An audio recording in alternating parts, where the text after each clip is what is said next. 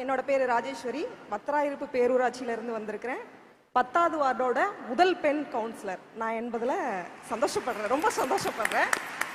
இந்த வெற்றி கிடைக்கும் போது எனக்கு அப்படி ஒரு ஆனந்தமா இருந்தது. என்ன சொல்றது, வெளியில வெற்றி வேட்பாளர் ராஜேஸ்வரி அப்படின்னு சொல்லும் போது வெளியில படியை விட்டு கீழே இறங்கும்போது போலீஸ் கார்டு வந்து, இல்ல மேடம் உங்களை நாங்க தனியா அனுப்ப முடியாது மேடம்னு சொன்னாங்க. நான் ஒரு 12ஆம் வகுப்பு வரைக்கும் தான் படிச்சிருக்கிறேன். என்ன மேடம்னு சொன்னது ஒரு புதுசா ஒரு எக்ஸ்பீரியன்ஸ். அப்படி ஒரு சந்தோஷம் இருந்தது. மேடம் சொல்லும் போது யாரையோ கூப்பிடுறாங்க அப்படின்னு சொல்லி நான் திரும்பி பார்த்தேன். என்னோட வீட்டுக்காரு, உன்னதாம்மா கூப்பிடுறாங்க, உன்னதான் கூப்பிடுறாங்க, உனக்கு தான் ரெஸ்பான்ஸ் கொடுக்குறாங்க, என்னன்னு கேளு அப்படின்னாங்க.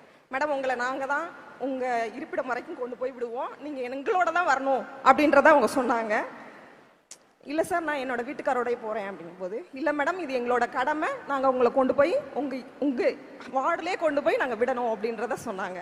என்னையும் அவரையும் சேர்த்து கொண்டு போய் விடும்போது அங்க இருக்க வரவேற்புங்கிறதே வேற மாதிரி இருந்துச்சுங்க. முன்னாடி என்னோட அப்பாவை வச்சு என்ன அடையாளப்படுத்துவாங்க. எங்க அப்பா எக்ஸ் சர்வீஸ்மேன், அவரோட பொண்ணாதான் என்ன சொல்லியிருக்கிறாங்க. இப்ப எங்க அப்பாவை 10வது வார்டோட கவுன்சிலரோட அப்பா அப்படின்னு இப்ப எங்க அப்பாவை அடையாளப்படுத்திக்கிட்டு இருக்காங்க. என்னோட அப்பாவை அவர் அடையாளப்படுத்திக்கிட்டு இருக்காங்க. என் பொண்ணுங்க போனாலுமே எங்கேயாவது போயிட்டு இருந்தாலுமே கவுன்சிலரோட பொண்ணு போகுதுங்க, 2 பேர் போறாங்க பாருங்க அப்படின்னு தான் சொல்லுவாங்க. அது எனக்கு ரொம்ப பெருமையா இருக்குது. இது எனக்கு வித்தியாசமான அனுபவமாகவும் இருக்குது. ஒரு பெண் அரசியலுக்குள்ள வரும்போது என்ன மாற்றம் நிகழும்னா இந்த மாற்றம் தான் நிகழும்.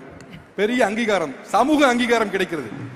இது எனக்கு கிடைச்ச அங்கீகாரமா நினைக்கல, இங்க இருக்க அத்தனை பேருக்கும் கிடைச்ச அங்கீகாரமா நான் நினைக்கிறேன்.